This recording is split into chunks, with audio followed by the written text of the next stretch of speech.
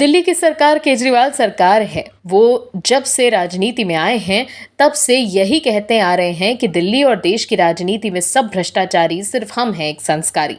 लेकिन केजरीवाल साहब का ये कथन अब उन्हीं पर भारी पड़ता नजर आ रहा है, क्योंकि केजरीवाल साहब ने जो राजनीतिक पार्टी बनाकर काला धन जुटाने का खेल शुरू किया था, आज वो उसी के जाल में फंसते नजर आ रहे हैं।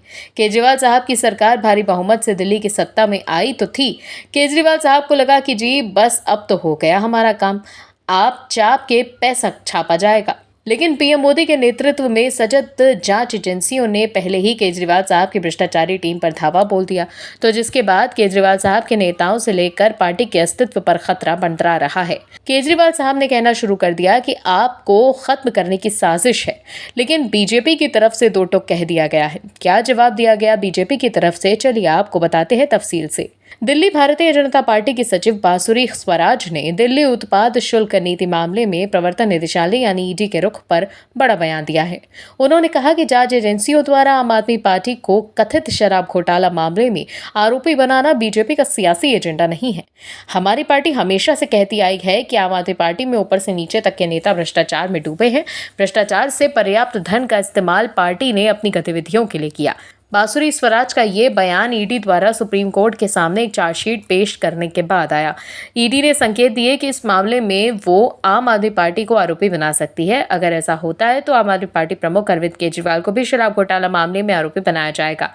उन्होंने कहा कि दिल्ली आबकारी नीति मामले में ईडी अपना काम कर रही है, इसका आगामी चुनावों से कोई लेना देना नहीं है। ये सब आम आदमी पार्टी के कर्मों का परिणाम है। ये दुर्भाग्यपूर्ण है कि दिल्ली ने एक ऐसी सरकार चुनी जो इंडिया अगेंस्ट करप्शन के नाम पर अस्तित्व पे आई थी। वहीं ईडी के वकील ने सुप्रीम कोर्ट से कहा कि जांच एजेंसी आम आदमी पार्टी को भी आरोपी बनाने पर विचार कर रही है।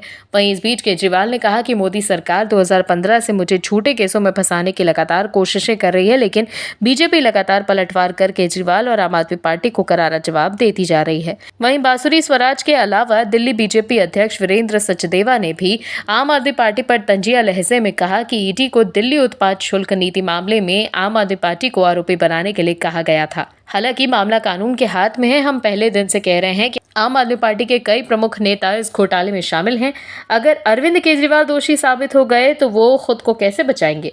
वीरेंद्र सचदेवा ने एएनआई से बातचीत में कहा कि आम आदमी पार्टी ने भ्रष्टाचार को बढ़ावा देने के लिए शराब नीति की संरचना में बदलाव किया।